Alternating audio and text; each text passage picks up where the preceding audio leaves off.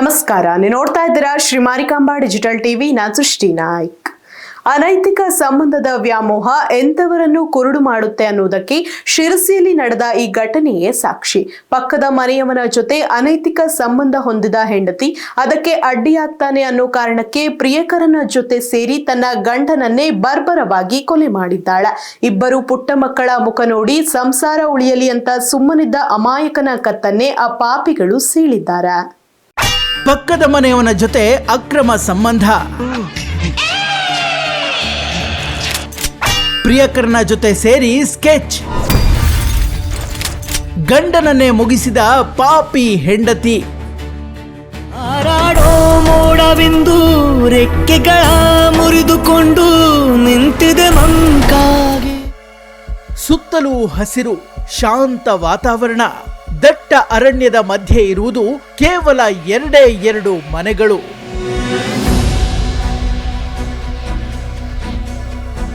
ಆದರೆ ಇದೇ ಕಾಡಿನ ಮಧ್ಯೆ ಮೊನ್ನೆ ನಡುರಾತ್ರಿ ಭೀಕರ ರಕ್ತ ಚರಿತ್ರೆಯೊಂದು ನಡೆದು ಹೋಗಿದೆ.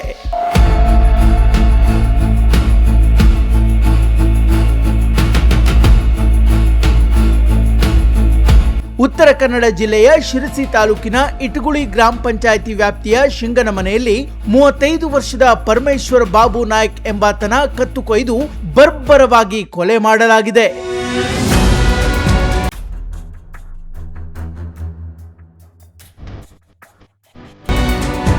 ಅಕ್ಕಪಕ್ಕದ ಮನೆಯವರಾಗಿದ್ದ ಇಬ್ಬರು ಸಂಬಂಧಿಕರ ಮಧ್ಯೆ ನಡೆದ ಈ ಘಟನೆ ಇಡೀ ಶಿರಸಿ ತಾಲೂಕನ್ನೇ ನಡುಗಿಸಿದೆ.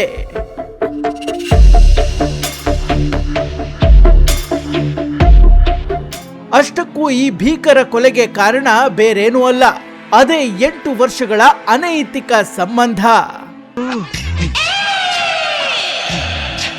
ಹೌದು, ಕೊಲೆಯಾದ ಪರಮೇಶ್ವರ್ ಬಾಬು ನಾಯ್ಕ್ ಪತ್ನಿ ಅರ್ಪಿತಾಳಿಗೆ ಪಕ್ಕದ ಮನೆಯ ಪರಮೇಶ್ವರ ತಿಮ್ಮಾನಾಯಕನ ಜೊತೆ ಕಳೆದ 8 ವರ್ಷಗಳಿಂದ ಅಕ್ರಮ ಸಂಬಂಧವಿತ್ತು.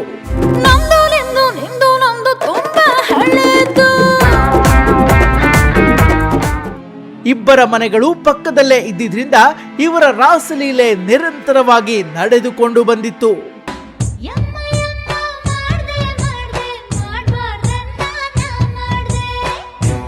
ಈ ಲವ್ವಿ ಡವ್ವಿ ವಿಚಾರದ ಬಗ್ಗೆ ಗಂಡನಿಗೆ ಸಾಕಷ್ಟು ಅನುಮಾನ ಶುರುವಾಗಿತ್ತು. ಬಳಿಕ ತಡವಾಗಿ ಈ ವಿಚಾರ ಗೊತ್ತಾಗಿದೆ. ಆದರೆ ಇಬ್ಬರು ಪುಟ್ಟ ಮಕ್ಕಳಿದ್ದಾರೆ, ಅವರ ಭವಿಷ್ಯ ಹಾಳಾಗಬಾರದು ಅನ್ನೋ ಕಾರಣಕ್ಕೆ ಗಂಡ ಎಲ್ಲವನ್ನೂ ನುಂಗಿಕೊಂಡು ಸುಮ್ಮನಿದ್ದ. ದುರಂತ ಅಂದ್ರೆ ಇದೇ ಮೌನ ಆತನ ಪಾಲಿಗೆ ಮೃತ್ಯುವಾಗಿ ಬಂದೆರಗಿದೆ.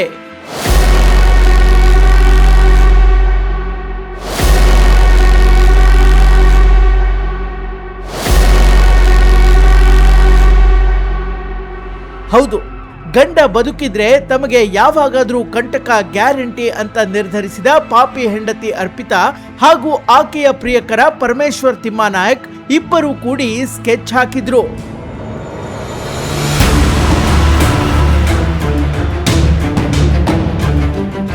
ಮೊನ್ನೆ ರಾತ್ರಿ 8 ಗಂಟೆ ಸುಮಾರಿಗೆ ಆರೋಪಿ ಪರಮೇಶ್ವರ್ ತಿಮ್ಮಾನಾಯಕ್ ಪರಮೇಶ್ವರ್ ಬಾಬು ನಾಯ್ಕ್ಗೆ ಫೋನ್ ಮಾಡಿ ಅರಣ್ಯ ಪ್ರದೇಶದ ಬಳಿ ಬರುವಂತೆ ಕರೆದಿದ್ದಾನೆ.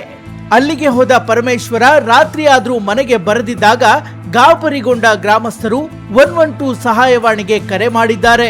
ಪೊಲೀಸರು ಹಾಗೂ ಗ್ರಾಮಸ್ಥರು ರಾತ್ರಿ ಇಡೀ ಕಾಡಿನಲ್ಲಿ ಹುಡುಕಾಟ ನಡೆಸಿದಾಗ ಜೂನ್ 26ರ ಬೆಳಿಗ್ಗೆ ಅರಣ್ಯದಲ್ಲಿ ಪರಮೇಶ್ವರನ ರಕ್ತ ಸಿಕ್ತ ಶವ ಪತ್ತೆಯಾಗಿದೆ.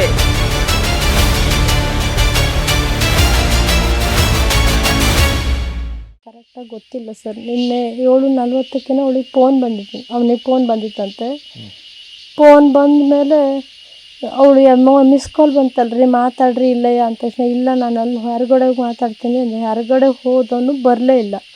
ಇವಳು ಆಮೇಲೆ ಅವ್ರದ್ದು ಮಕ್ಕಳು ಕರ್ಕೊಂಡು ಅಲ್ಲಿವರೆಗೆ ಹೋಗಿದ್ದಾಳೆ ಅರ್ಧ ಹಾದಿಗೆ. ಅಲ್ಲಿ ಹೋದಾಗ ಎಲ್ಲೂ ಹೋದ್ರು ಫೋನ್ ರಿಂಗ್ ಆಗ್ತಿತ್ತಂತೆ, ಕಟ್ ಮಾಡ್ತಾ ಇದ್ನಂತೆ. ಎಂತ ಆಯಿತು ಗೊತ್ತಾಗದೆ ಅವಳು ನಮ್ಮ ದೊಡ್ಡಪ್ಪನ ಮಗನಿಗೆ ಫೋನ್ ಮಾಡಿದ್ದಾರೆ. ಅವ್ರು ಬಂದ ನಂತರ ಇಲ್ಲೆಲ್ಲ ಕೇಳಿ ಮಾತಾಡಿ ಅವ್ರ ಮನೆಗೆ ಹೋಗಿ ನೋಡ್ಕೊಂಡು ಬಂದು ಇಲ್ಲೆಲ್ಲ ಕಡೆನೂ ಹುಡುಕಿದ ನಂತರ ನಮಗೆ ಕಾಲ್ ಮಾಡಿದ್ದಾರೆ. ಆನಂತರ ನಮ್ಮ ಮನೆಯವ್ರು ಬಂದು ಇಲ್ಲೆಲ್ಲ ನೋಡಿ ಎಲ್ಲೂ ಕಾಣ್ದಾಗಿದ್ದ ಗಾಬರಿಯಾಗಿ ಮತ್ತು ನನ್ನ ಮಕ್ಕಳನ್ನ ಕರ್ಕೊಂಡು ಬಂದು ಇಲ್ಲಿ ಬಿಟ್ಟಿದ್ದಾರೆ ಸರ್. ಇಷ್ಟರ ನಂತರ ನಮಗೆ ಬೆಳಗ್ಗೆನೇ ಹೀಗಾಗಿದೆ ಅಂತೇಳಿ ಗೊತ್ತಾಗಿದ್ದು, ಅದು ಪೊಲೀಸ್ನವ್ರು ಬಂದ ನಂತರ. ಅಷ್ಟರ ನಂತರ ಯಾವ ವಿಷಯನೂ ಗೊತ್ತಿರಲಿಲ್ಲ ಸರ್ ನಮಗೆ. ಅಂದರೆ ಹೊಡೆದವನೇ ಈಗ ಅವ್ರಿಗೆ ಕಾಲ್ ಮಾಡಿ ಇದು ಮಾಡಿದ್ನಾ? ಆಗಿರ್ಬಹುದೇನ ಅಂತ ನಮ್ಗೆ ಗೊತ್ತಿಲ್ಲ. ಅವನ ಹೆಸರು ಪರಮೇಶ್ವರ ಅಂತ ಹೇಳಿ. ಅವ್ರ ಹೆಸರು ಪರಮೇಶ್ವರ, ಇಬ್ಬರ ಹೆಸರು ಪರಮೇಶ್ವರ. ಅವ್ನು ಕಾಲ್ ಮಾಡಿದ್ನ ಫಸ್ಟ್ ಅವ್ರಿಗೆ? ಮಾಡಿರಬಹುದು, ನಮಗೂ ಗೊತ್ತಿಲ್ಲ. ಅವ್ರ ಮೊಬೈಲ್ ಎಲ್ಲ ಸಿಕ್ಕಿರ್ಲಿಲ್ವಲ್ಲ. ನಾವು ಕಾಲ್ ಮಾಡಿದವಾಗೆಲ್ಲ ನಾಟ್ ರೀಚಬಲ್ ಅಂತೇಳಿ ಬರ್ತಾ ಇತ್ತು ಸರ್. ಫೋನ್ ಮಾಡಿ ಇಟ್ಟಿದ್ದೀವಿ ಎಲ್ಲರೂ. ಯಾರು ಫೋನ್ ಮಾಡಿದ್ರು ರಿಸೀವ್ ಆಗ್ತದೆ, ನಾಟ್ ರೀಚಬಲ್ ಅಂತಾನೆ ಬಂತು. ಈಗ ಇವನು ಆ್ಯಕ್ಚುಲಿ ಹೊಡೆದಿದ್ದಾನೆ ನಿಮ್ಮ ತಮ್ಮನಿಗೂ ಮತ್ತು ಅವ್ರ ಹೆಂಡತಿಗೆ ಏನಾದರೂ ಅವಳಿತ್ತು ಅಂತ ಹೇಳಿ ಈಗ ಪೊಲೀಸ್ ಸ್ಟೇಷನಲ್ಲಿ ಹೇಳಿದಾಳಂತೆ. ಮುಂಚೆ ನಮ್ಗೆ ಆ ಥರ ಯಾವತ್ತೂ ಕಂಡಿರಲಿಲ್ಲ ಸರ್. ಯಾವಾಗ ನಾವೆಲ್ಲ ಹಿಂಗೆ ಒಟ್ರಾಶಿ ಇರ್ತಿದ್ವಿ, ಬೆಳಗ್ಗೆ ಕೆಲಸಕ್ಕೆ ಹೋಗೋದು, ಸಂಜೆ ಬರೋದು. ಅವ್ನು ಒಬ್ಬಳೇ ಮನೇಲಿ ಇದ್ದವಾಗ ಏನು ನಡೀತಿತ್ತು ಹೋಗ್ತಿತ್ತು ಅನ್ನೋದು ವಿಷಯ ನಮ್ಗೆ ಗೊತ್ತಿಲ್ಲ ಸರ್, ಯಾರಿಗೂ ಗೊತ್ತಿಲ್ಲ. ಅವಳಿಗೆ ಪೊಲೀಸ್ ಸ್ಟೇಷನಲ್ಲಿ ಹೇಳಿಕೆ ಕೊಟ್ಟಿದ್ದಾಳಂತೆ, ನಮ್ಗಿಬ್ರಿಗೆ ರಿಲೇಷನ್ಶಿಪ್ ಇತ್ತು ಅಂತೇಳಿ ಹೇಳಿದಾಳಂತೆ. ಅಷ್ಟೇ ಸರ್ ನಮ್ಗೆ ಗೊತ್ತಿರೋದು. ಗೊತ್ತಿದ್ರೆ ಅವ್ನು ನಮ್ಮ ದೊಡ್ಡಪ್ಪನ ಮಗನ ಜೊತೆಗೆ ಕೆಲ್ಸಕ್ಕೆ ಹೋಗೋದು. ಇಲ್ಲಿ ಮನೇಲಿ ಆಗಿದ್ದು ಪ್ರತಿಯೊಂದು ವಿಷಯನೂ ಅವನ ಜೊತೆ ಹೇಳ್ಕೊಂಡೇ ಕೆಲಸ ಮಾಡ್ತಾ ಇದ್ದ. ಯಾವ ವಿಷಯನೂ ಈ ತರ ಇದೆ ಅಂತೇಳಿ ಹೇಳಲಿಲ್ವಂತ. ಯಾವತ್ತೂ ಜಗಳ ಎಂಥದ್ದು ಇದ್ದಿಲ್ಲ ಸರ್. ಗಂಡ ಹೆಂಡತಿ ಬಹಳ ಚಲೋ ಇದ್ರು ಅವರು. ಇನ್ನು ಘಟನೆ ತಿಳಿತಾ ಇದ್ದಂತೆ ಅಲರ್ಟ್ ಆದ ಶಿರಸಿ ಗ್ರಾಮೀಣ ಠಾಣೆ ಪೊಲೀಸರು ಕೆಲವೇ ಗಂಟೆಗಳಲ್ಲಿ ಆರೋಪಿ ಪರಮೇಶ್ವರ್ ತಿಮ್ಮಾನಾಯ್ಕನನ್ನ ಬಂಧಿಸುವಲ್ಲಿ ಯಶಸ್ವಿಯಾಗಿದ್ದಾರೆ. ಇತ್ತ ಕೊಲೆಗೆ ಸಾಥ್ ನೀಡಿದ ಪತ್ನಿ ಅರ್ಪಿತಾಳನ್ನು ವಶಕ್ಕೆ ಪಡೆದು ವಿಚಾರಣೆ ನಡೆಸಿದಾಗ ಪೊಲೀಸರ ಮುಂದೆ ತನಿಖೆಯಲ್ಲಿ ಇಬ್ಬರ ಅನೈತಿಕ ಸಂಬಂಧ ಹಾಗೂ ಕೊಲೆಯ ಬಗ್ಗೆ ಒಪ್ಪಿಕೊಂಡಿದ್ದಾರೆ. ಇನ್ನು ಸ್ಥಳಕ್ಕೆ ಜಿಲ್ಲಾ ಪೊಲೀಸ್ ವರಿಷ್ಠಾಧಿಕಾರಿ ದೀಪನ್ ಎಂಎನ್, ಡಿವೈಎಸ್ಪಿ ಗೀತಾ ಪಾಟೀಲ್ ಭೇಟಿ ನೀಡಿ ಪರಿಶೀಲನೆ ನಡೆಸಿದ್ದಾರೆ. 25ನೇ ತಾರೀಕು ನಮಗೆ ಮಧ್ಯರಾತ್ರಿ ಒಂದು 12 ಗಂಟೆಗೆ ನಮಗೆ ERSS ಒಂದು ಕಂಪ್ಲೇಂಟ್ ಬರುತ್ತೆ. ಸಿಂಗಲ ಮನೆ ಅನ್ನೋದು ಸಿರ್ಸಿ ರೂರಲ್ ಲಿಮಿಟ್ಸ್ಗೆ ಬರೋ ಜಾಗದಿಂದ ಒಂದು ERSS ಕಂಪ್ಲೇಂಟ್ ಏನ್ ಬರುತ್ತೆ ಅಂದ್ರೆ, ಒಬ್ರು ವ್ಯಕ್ತಿ ಪರಮೇಶ್ವರ್ ತಂದೆ ಬಾಬು ನಾಯಕ್ ಅವರು 35 ವರ್ಷದವರು, ಅವ್ರು ಕಾಣೆ ಆಗಿದ್ದಾರೆ, ಅವ್ರನ್ನ ಪತ್ತೆ ಹಚ್ಚಬೇಕು ಅಂತ ಮಿಸ್ಸಿಂಗ್ ಇದಾರೆ ಅಂತ ಒಂದು ಕಂಪ್ಲೇಂಟ್ ಬರುತ್ತೆ. ಇದಕ್ಕೆ ಸಂಬಂಧಪಟ್ಟಂಗೆ ನಮ್ದು ERSS ವೆಹಿಕಲ್ ಮತ್ತೆ ಲೋಕಲ್ ಪೊಲೀಸ್ ಸ್ಟೇಷನ್ ಅವರು ಸಿರ್ಸಿ ರೂರಲ್ ಲಿಮಿಟ್ಸ್ಗೆ ಬರುವ ಇನ್ಸ್ಪೆಕ್ಟರ್ ಸ್ಟಾಫ್ ಎಲ್ಲರೂ ಹೋಗಿ ಅಲ್ಲಿ ಅವರಿಗೆ ಪತ್ತೆ ಕಾರ್ಯಾಚರಣೆ ಮಾಡ್ತಾರೆ.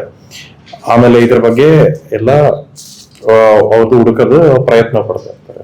ಇದು ಸಂಬಂಧಪಟ್ಟಂಗೆ ನಮಗೆ ಬೆಳಗ್ಗೆ ಅವ್ರ ಮೃತದೇಹ ಕಂಡು ಬಂದಿರುತ್ತೆ. ಪರಮೇಶ್ವರ್ ಅವ್ರದ್ದು ಮೃತದೇಹ ಅಲ್ಲಿ ಅವ್ರ ಮನೆಯಿಂದ ಒಂದು 200 ಮೀಟರ್ ಕಾಡಲ್ಲಿ ಅವ್ರದ್ದು ಮೃತದೇಹ ಕಂಡು ಬಂದಿರುತ್ತೆ. ಇದಕ್ಕೆ ಸಂಬಂಧಪಟ್ಟಂಗೆ ಅವ್ರ ಮಾವ ಒಂದು ದೂರು ನೀಡಿರ್ತಾರೆ. ಈ ದೂರಲ್ಲಿ ಏನಂತ ಹೇಳ್ತಾರಂದ್ರೆ, ಅವ್ರ ಅಳಿಯನಾದ ಪರಮೇಶ್ವರ್ ಅವರು ಮದುವೆ ಆಗಿ 8 ವರ್ಷ ಆಗಿರುತ್ತೆ. ಅವ್ರ ಹೆಂಡತಿ ಜೊತೆಗೆ 2 ಮಕ್ಕಳು ಮತ್ತೆ ತಾಯಿ ಅಲ್ಲಿ ಸಿಂಗಲ ಮನೆಯಲ್ಲಿ ಒಂದು ಮನೆಯಲ್ಲಿ ವಾಸವಾಗಿರ್ತಾರೆ. ಅಲ್ಲಿ ಅವರಿಗೆ ನಿನ್ನೆ ದಿವಸ ರಾತ್ರಿ ಅವ್ರ ಅಕ್ಕನಿಂದ ಕಾಲ್ ಬಂದಿರೋದೇನಂದ್ರೆ, ಅವರು ತಿಳಿದು ಬಂದಿರೋದೇನಂದ್ರೆ, ಇವರು ಪರಮೇಶ್ವರ್ ಅವರು ಸಂಜೆ ಒಂದು 7:45 ಗಂಟೆಗೆ ಅವ್ರಿಗೊಂದು ಕರೆ ಬರುತ್ತೆ. ಆ ಕರೆ ಸಂಬಂಧಪಟ್ಟಂಗೆ ಮನೆಯಿಂದ ಹೊರಟಿರ್ತಾರೆ ಹೊರಗಡೆ. ತದನಂತರ ಅವರು ವಾಪಸ್ ಬಂದಿರೋದಿಲ್ಲ ಅಂತ. ಕಾರವಾರದ ಶ್ವಾನದಳ ಹಾಗೂ ಸುಖೋ ತಂಡ ಸಾಕ್ಷ್ಯಗಳನ್ನ ಕಲೆ ಹಾಕಿದೆ. ಒಟ್ಟಿನಲ್ಲಿ ಹೆಂಡತಿಯ ತಪ್ಪು ಹಾದಿಯನ್ನ ಆರಂಭದಲ್ಲಿ ಪ್ರಶ್ನೆ ಮಾಡದೆ ಮಕ್ಕಳಿಗಾಗಿ ಸಂಸಾರ ಉಳಿಸಿಕೊಳ್ಳಲು ಹೋದ ಅಮಾಯಕ ಗಂಡ ಕೊನೆಗೆ ಹೆಣವಾಗಿ ಬಿದ್ದಿದ್ದಾನೆ. ಕಾಮದ ಕಣ್ಣು ಎಂಥವರನ್ನು ಕೂಡ ಕುರುಡು ಮಾಡುತ್ತೆ ಅನ್ನೋದಕ್ಕೆ ಈ ಘಟನೆನೇ ಸಾಕ್ಷಿ. ಸದ್ಯಕ್ಕೆ ಇಬ್ಬರು ಪಾಪಿಗಳು ಪೊಲೀಸ್ ಅತಿಥಿಗಳಾಗಿದ್ದಾರೆ. Crime bureau, Marikamba news.